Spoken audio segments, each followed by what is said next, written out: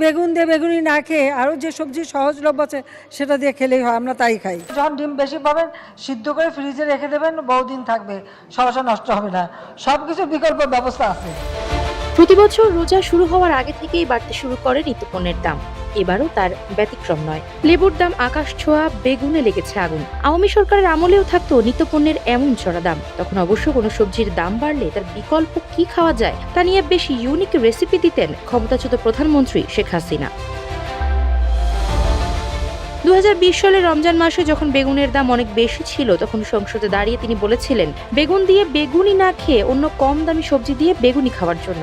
আরো বলেছিলেন মিষ্টি কুমড়া দিয়ে অনেক সুস্বাদু বেগুনি বানানো যায় এবং তারা নাকি এভাবেই খান। মিষ্টি কুমড়া দিয়েও বেগুনি বানানো যায়, সেভাবে আমরা করি, সেভাবে করা যায়। শেখ হাসিনার বহুল আলোচিত একটি রেসিপি ছিল মাংসের পরিবর্তে কাঁঠালের রেসিপি। মাংসের দাম বেড়ে যাওয়াতে তিনি মাংসের বদলে কাঁঠাল খেতে বলেছিলেন। হাসিনার এমন উদ্ভট কথা আর রেসিপি আবিষ্কারের কারণে নেটিজেনরা তাকে রেসিপি আপা বলেও উপাধি দিয়েছিলেন।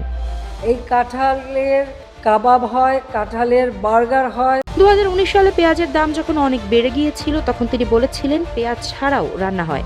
তিনি আরো বলেন তিনি পেঁয়াজ ছাড়াই রান্না করেন।